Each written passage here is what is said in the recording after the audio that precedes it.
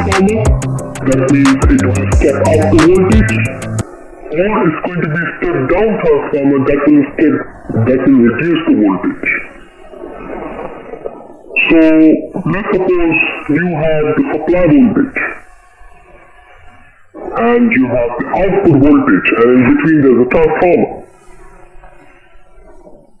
So we can identify the relationship between the number of turns and the voltages if we know that the flux linkage d phi by dt is constant.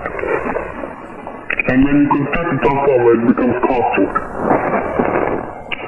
And by doing that, we can compare both equations, E1 over N1 is equals to d phi over dt, and E2 over N2 is equals to d phi over dt. Since E2 is equals to N2 times d phi over dt. If you do remember the previous one, this equation, E is equals to minus N times d phi over dt. So now it depends on which induced EMF we are talking about. So let's suppose the d phi over dt, which is d phi 2 for example, is constant. Then we can compare these two equations here, and it can be assumed that the induced EMF in the primary winding is proportional to the number of turns of the primary winding. Induced EMF in the secondary winding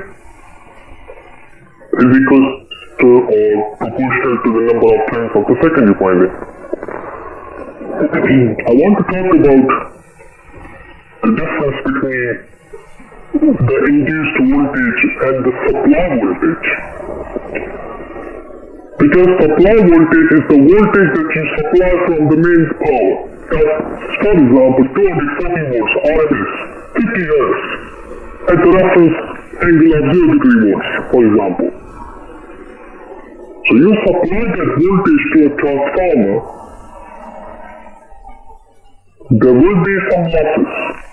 Losses due to the core, due to the windings, resistance, leakage reactance, etc. And then finally it will reach to the primary coil.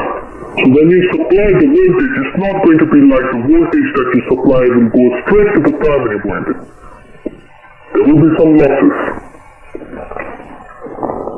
So the terminal voltage V1 and E1, which is the induced voltage in primary winding, in the real transformer,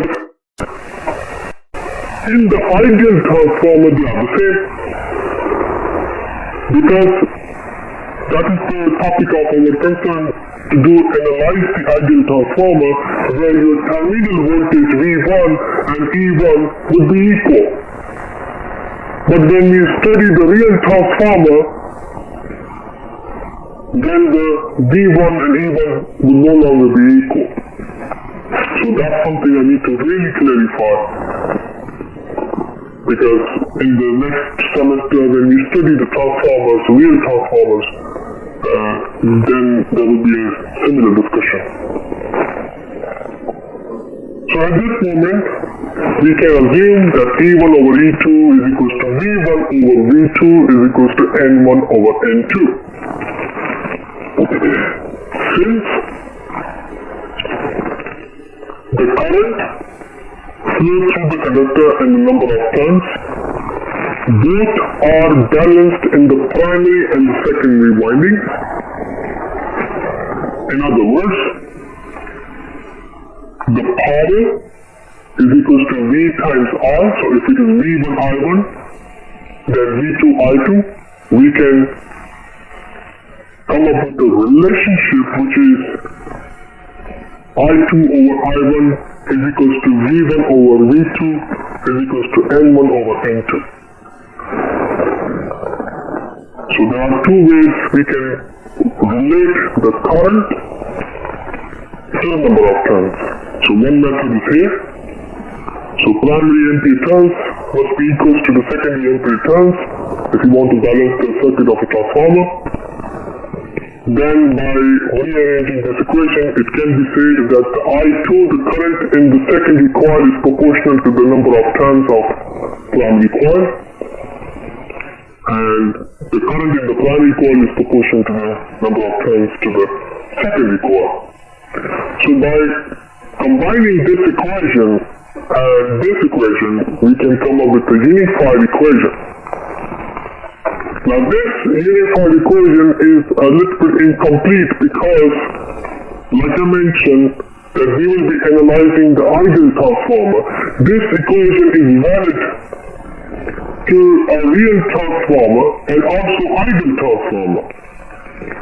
But the only difference is you need to say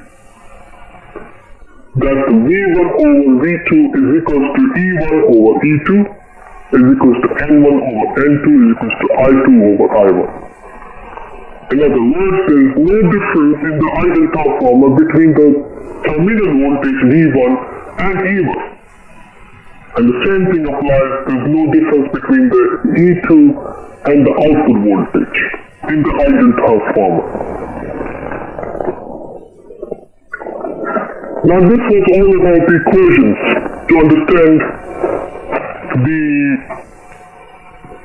relationship between the number of turns and induced EMF, mutual inductance, time changing magnetic fields. But now we are going to construct a single phase transformer. Now this will also be relevant to a real transformer because in order for us to construct a transformer, we got to be realistic. Right. So let's start the construction of a transformer.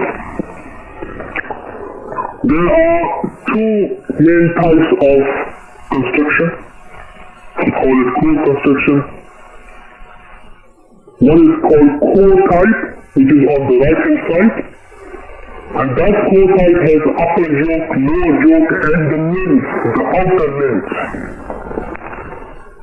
There we can bind the primary coil and the secondary coil. But as you can see on the right hand side, that there is an air gap. And you do know that the reluctance will be higher if you have a higher air gap. We try to reduce the air gap. And we will be looking at these phenomena more in detail later on. The second type is a shell type, which is more commonly used.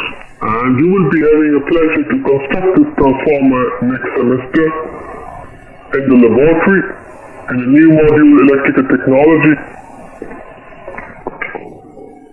The second type is a shell type, which is on the left hand side, that has a central lens, outer lens, upper yoke, lower yoke. And what we do